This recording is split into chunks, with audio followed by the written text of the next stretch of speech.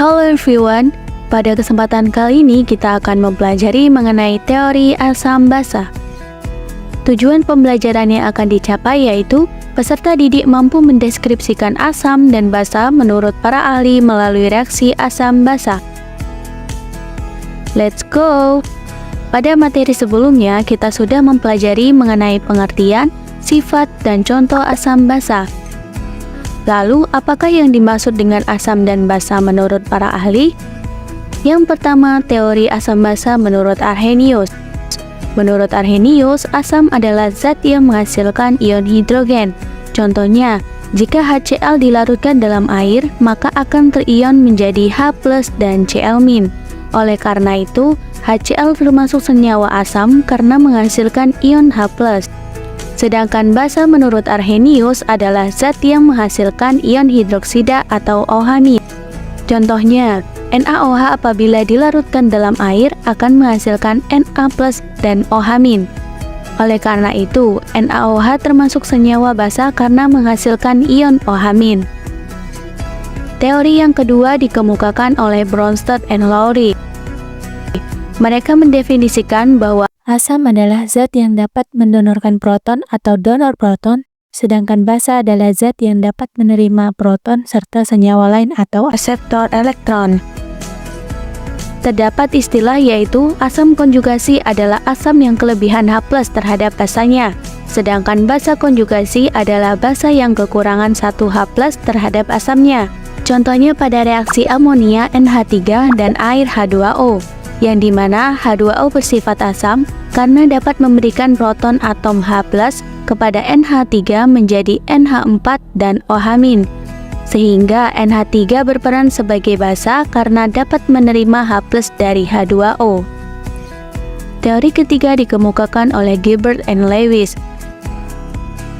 Beliau berpendapat bahwa asam adalah zat yang dapat menerima pasangan elektron bebas, sedangkan basa adalah zat yang dapat memberikan pasangan elektron bebas. Contohnya pada reaksi BF3 dan NH3, yang dimana NH3 bertindak sebagai basa karena menyerahkan pasangan elektron bebasnya kepada BF3 untuk berikatan membentuk ikatan kovalen koordinasi. Sedangkan BF3 bertindak sebagai asam karena menerima pasangan elektron bebas dari NH3. Reaksi yang terjadi adalah sebagai berikut. NH3 plus BF3 menghasilkan NH3 BF3. Tahukah kalian, jika kalian tidak bisa berenang, sebelum kalian berenang, kalian bisa menggunakan jaket pelampung. Pastikan jaket pelampung dikembangkan sampai membesar, dan setelah itu barulah kalian bisa berenang. Tentunya kalian mungkin bertanya-tanya, kenapa saat menggunakan jaket pelampung kita bisa mengambang di air dan tidak tenggelam? Sobat Gemis, kalian pasti sudah pernah melihat kondisi jaket pelampung sebelum dan sesudah mengembang, bukan? Nah, hal itu terjadi karena di dalam jaket pelampung terdapat alat yang disebut dengan inflasi. Inflasi adalah perangkat yang digunakan untuk mengembangkan atau mengisi airbag di dalam jaket pelampung dengan gas, sehingga jaket tersebut dapat memberikan daya tampung dan menjaga penggunaannya tetap terapung di air, sehingga jaket tersebut dapat memberikan daya tampung dan menjaga penggunaannya tetap terapung di air. Inflasi ini bisa digunakan dengan cara ditiup ataupun dengan menarik tali. Berikut cara menggunakan jaket pelampung. Pertama, gunakan jaket pelampung dengan cara mengalungkannya.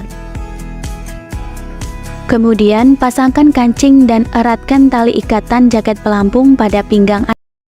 Selanjutnya, untuk mengembangkan jaket pelampung, tarik sekerasnya kedua ujung tali berwarna merah, maka jaket pelampung akan mengembang.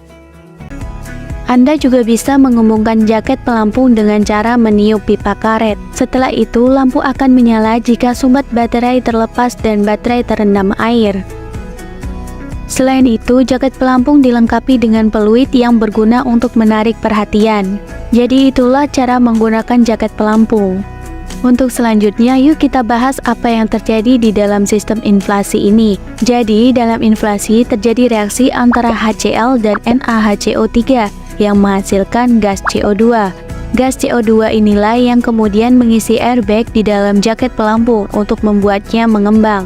Persamaan reaksi yang terjadi adalah sebagai berikut. HCl plus NaHCO3 menghasilkan NaCl plus H2O plus CO2. Untuk menghitung volume gas yang dihasilkan dan berapa banyak bahan kimia yang dibutuhkan, kita bisa menggunakan rumus gas ideal, yaitu sebagai berikut.